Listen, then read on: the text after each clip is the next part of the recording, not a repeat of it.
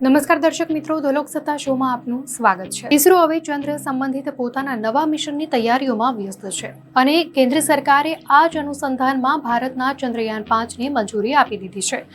ચંદ્રયાન 4 બાદ ચંદ્રયાન 5 મિશનને 2028-29 સુધી લોન્ચ કરાઈ શકે છે।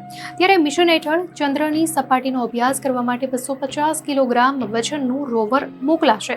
ઇસરોના અધ્યક્ષ વી નારાયણને આ અંગેની પુષ્ટિ કરી અને કહ્યું હતું કે આ મિશન જાપાનના સહયોગથી હાથ ધરાશે। રવિવારે એક સન્માન સમારોહમાં બોલતા ઇસરોના વડાએ કહ્યું હતું કે ચંદ્રયાન 5ને તાજેતરમાં જ લીલી ઝંડી આપવામાં આવી છે। તેમણે કહ્યું કે અગાઉ ચંદ્રયાન 3 મિશન હેઠળ 25 કિલોગ્રામનું રોવર પ્રજ્ઞાન ચંદ્ર પર મોકલાયું હતું, જે સફળતાપૂર્વક ઉતર્યું હતું। આ વખતે ચંદ્રયાન 5માં વધુ સક્ષમ રોવર મોકલાશે, જે ચંદ્રની સપાટીનો વધુ ઊંડાણપૂર્વક અભ્યાસ કરશે। જો કે આ મિશનની તારીખની જાહેરાત આગામી તબક્કાની તૈયારીઓ પૂરી થયા બાદ કરવામાં આવશે। હવે એ જાણવું ખૂબ જ જરૂરી છે કે આખરે ચંદ્રયાન 5 છે શું અને ઇસરોએ આ મિશનની શું તૈયારીઓ કરી છે। આ મિશનની ખાસિયત શું છે?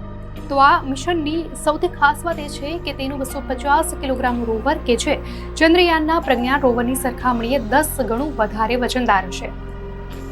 અને આ ભારે વજનનું કારણ હશે તેમાં રહેલી અત્યાધુનિક ટેકનોલોજી, જે ચંદ્રયાન 5 મિશનને દક્ષિણ ધ્રુવના અભ્યાસ માટે મહત્વનું બનાવશે।